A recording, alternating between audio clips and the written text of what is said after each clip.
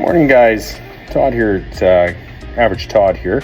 Just want to say if you could do a like and subscribe, that would be great. I'd really appreciate it. I'm just doing some average projects all the time, just trying to figure out some stuff, and again, learning as I go. Sometimes I'm using YouTube to help me get that way, but anyway, there's things always that I find when I do YouTube videos or see YouTube videos. I never get all the details, so these are just extra videos to try and maybe, hey, if you miss a detail on something, maybe I can pick it up. Anyway, you know what, if you could like and subscribe, that would be greatly appreciated. You know what, just trying to make some videos. I'm not, like I say, I'm not really trying to do it for the money. I'm just trying to give you guys some information and see if you guys enjoy it. I do a lot of things, so I just thought, you know what, maybe I'll start documenting it. Anyway, we're going to get at her with this. We've got a 2009 2500 HD. I'm going to be retrofitting my OEM stereo, which is going to be awesome. It's fairly old and barely has Bluetooth. This guy here I'm going to use is a Nakamichi 10.1. Again, I'm not a sponsor for any of these guys. I just found this on one of my suppliers, and you know what? It ended up being a good deal, so I ended up picking it up. I'm also going to use this guy here. This is a data interface, so I'm hoping that the wiring goes fairly straightforward. I've done a few stereos in my life, but not by no means am I a master. So again, we're going to all be going through this and see how it goes. Any problems come up, I'll let you know. This is the install kit that you need. You need this basically because you're not going to be able to fit that in the hole properly, so you're going to need this install kit to fit in the hole properly so that you can basically install that properly. So that unit's a single DIN, so it's basically going to be a smaller unit, where a double DIN will fit almost probably perfect with a little bit of retrofitting with a plastic thing. I'm doing a single one because I chose this one because it has a cubby space, and I thought that might be a great extra add-on to my dashboard. So that's why I'm using this kit. Again, this kit is just to fill in the plastic. If you look at it, it's just going to be a plastic kit that's going to fill up around the stereo. No stereo aftermarket will fit 100%. You're always going to need some type of plastic kit or kind of a universal kit to kind of fit in there to go around it. Again, I've done a few of these. I'm not a professional by no means. So again, Average Todd, we're just doing an average job. Thanks. Hi guys, this is what we're going to use here. This is my GM. We're going to pull this off, this clip and stuff here. I'm going to show you guys how we're going to do that, and then we're going to get in here and we're going to take this out and take this out. This was another project I did that I didn't do on video, but these buttons wear really bad, and I don't like it. I wanted to kind of clean it up. So again, took all this off. I actually replaced this whole unit just because I have the ability to do that. I put it on a new one just because the buttons were all clean and new. So anyway, that's I can kind of show you how to get in there a little bit if you want. Once we get in there, you'll see it's pretty straightforward. So what a guy does is he gets in here, and you want something fairly smooth. You just want to get in behind here like this. Put your fingers in there and just go light. Just be very light because it's all plastic. It'll just snap off, and that's the beauty with this thing, is GM's done a really good job. It just snaps right off. So really, I had all these. Again, you never know what you're going to use. I just like to always have stuff around that I might use. So take this little plastic thing out of here like this. Put that in the cup holder there maybe. Then just get your fingers in here and just slowly give her a good yank. And don't get too crazy. You're going to end up with so you got a little bit of pulling on this side. You just be careful because it's all plastic, and you want to be very darn careful. You don't want to yank on anything. So it's all plastic. It's easy to come out. The other thing you got here is you've got some basically you've got some clips down here. Just pull those babies out. Just push on them, and they usually just pop out. Let's take a look here. This one here, I think you got to pop a screw in there, or just put the screwdriver in there. So I'm going to get a small screwdriver, and I'm going to try that. Hi guys, so this is what I did here. Just pushed the screwdriver, I just actually pushed it in, just underneath, right here. This clips down and in. Just give this a little push down like this, and this thing came out, and that's a cigarette lighter. So that one's pretty straightforward. Just need a small screwdriver. Again, don't do anything too extreme. In the back here, there's a clip, little button. You can hear me clip pushing it. Just push that, pull that out. That falls right back like that. So there's a little push clip right there. Simple. That's that one. That's for the this guy here, same thing. Little push clip right here. Just push that. This guy there, just pull that back like that, and then everything just falls out. And that's for your 4x4. So you got that guy like that. So that's kind of all. That's how easy that was to take apart. Again, be careful. Everything's plastic. You don't want to bust anything because then it's ugly. So then to do this head unit down here, like I was saying, you just basically pull these screws out, pins on the back, pull it out. Just make sure you get the right unit or it will not work. And if you decide you want to, you can sometimes go online to Amazon and find things that little stickers and stuff like that. That's not really for me, but it works and it looks, you know, it looks good. But anyway, that's the guy we're going after today. So you can see the screws on the side right here, both sides. We're gonna get those guys out. Not even sure what size they are yet, so I'll let you know in the also next clip that I'm running here. Hey, right on. Let's get at her. So I took this the heater unit off here, and they're 7mm screws. So I got that taken off. Now to pull this electric off, you just again, they're just push clips here. Push,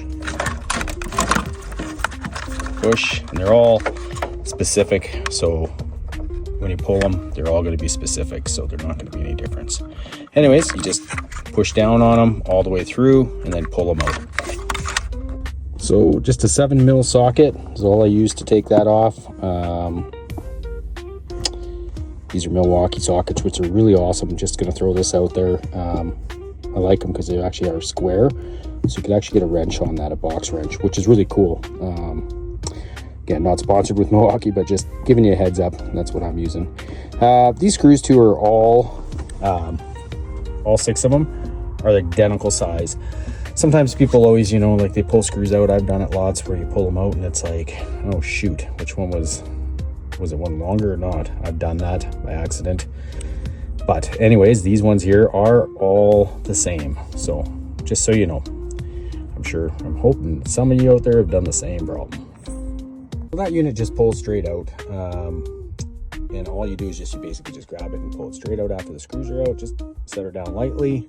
And then all you got back there is you've got an antenna.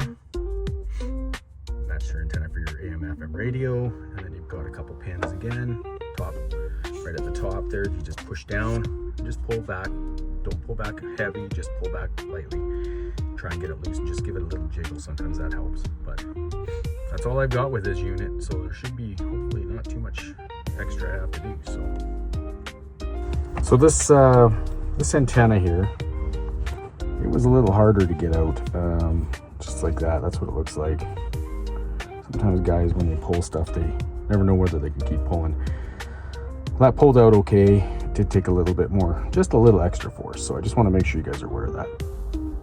So when you get done and get everything out of the GM truck, again, this is 2009 2500 HD. This is what it looks like. So yeah, it can be a little overwhelming for some. If not, you know, some of this might be very straightforward and easy. Again, these are for the stereo, the black and pink. I recommend, I think they all are very specific plugs. The big thing for me is, you know, if you ever get worried when you start taking things apart, best thing to do is you got video or you got cameras. Everyone's got cameras now. Take a video or take even just a picture of what you're doing, and then you'll know how it goes back together.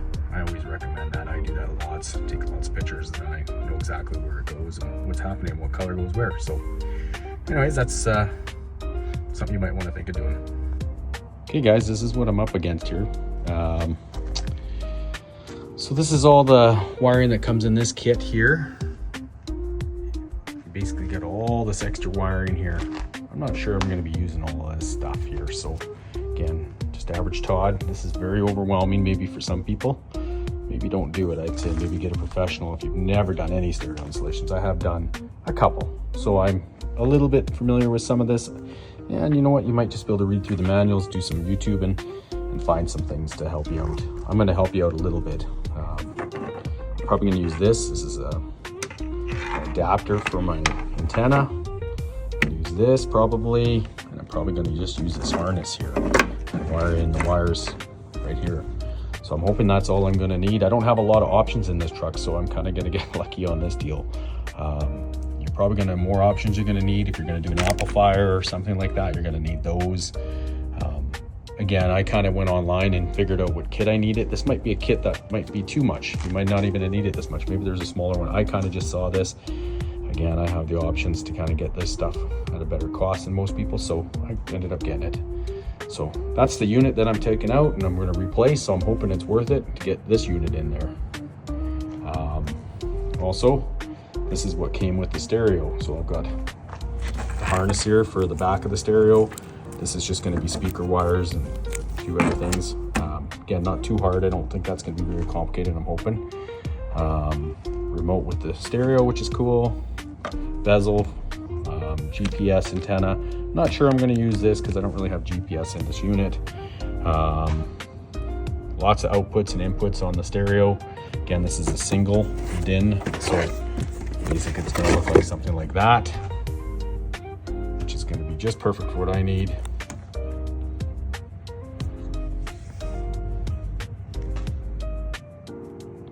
And then I got this back here as well. And that's going to be the single DIN, and I'll open that package actually and show you guys what it looks like. Okay guys, so this is, I kind of took the kit out and just to show you how it's going to look. So like I say, really cool. I'm going to have a cubby underneath, the stereo is going to come out and it's going to go above like that, so it comes out in like that. So again, kind of what I thought I'd like to use. It'll probably look really awesome when I'm done. Well guys, I think I got her figured out here. So this is where we're at. I've done a little bit of reading, which is important to do. Here's all your wire schematics on the stereo. Here's all the schematics on the interface data. Okay, so they're all in here. So basically you gotta know a little bit about it. I mean, you got basically your left and right wires here for your speakers. You've got your positive and ground and negative, and then you have your accessory. So when you turn your ignition on, you're gonna have a red accessory wire, and then you're gonna have a power wire going to your battery to keep consistent power, and then a ground one. You're also going to have a loom wire, and you're also going to have a power up amp wire, which isn't really going to be needed for this because we don't have an amp, so it's not going to be a big deal. These are my steering wheel control. So again, everything was just wired based off of what they've told me. This will all go through this harness, and then it actually all hooks into my GM, just like this. So everything's pretty much real easy except for this part here that you got to wire. I used heat shrink solders, and then I just tape them because that's just what I do. So here you go here, and you just heat them up and then shrink them, and then I just taped them. So anyways, that's what I did. I think it's going to work out well. I'm hoping that everything just kind of plugs and plays. Anyway, that's where we're at. A lot of this stuff didn't get needed because my truck is fairly basic, so some of this stuff isn't needed. And I'll show how it goes together again in the truck. I'm going to test it before I put it and install it actually into the truck. Another thing to note, just the antenna. GMs have an adapter. So this adapter, this is a run-of-the-mill antenna cord here, and then that's the adapter to go into my GM.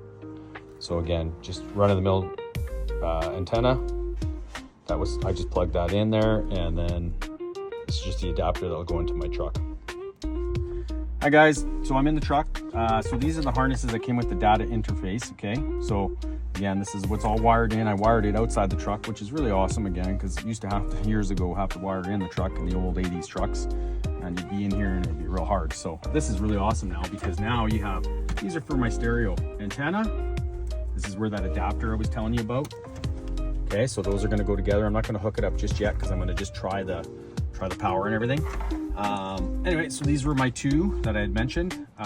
Again, really simple. Like, so when you buy these kits, this is what you get. Boom, we're done. So I'm gonna start it up, I'm gonna try it and see what I come up with, and hopefully everything will run just like it should. Hi guys, just putting everything back together here. A little bit of more work than I thought. So I got all the wires tucked in there. I got the little box tucked in there. I did run into a couple speaker issues. There was a couple different combination of green speakers for the rear, and I had them hooked up wrong, so I had to fix them, and I got them back up, and now they seem to be running. So I'm just putting everything back together. That's what it's going to kind of look like. Just going to put all the dash back together, and hopefully it's going to look pretty good. Awesome. So we got her going, guys. She's all in. That's her screen. Looks pretty sweet and clean, actually. There is a little cubby hole here too that I got, a cubby space, because it's only a single din, right? So, but I mean, it seems to be working pretty good. Go around and do things here. I think it's pretty sweet, actually. So yeah. Anyways, that's it, guys. That's another project down. I got a few more to go yet.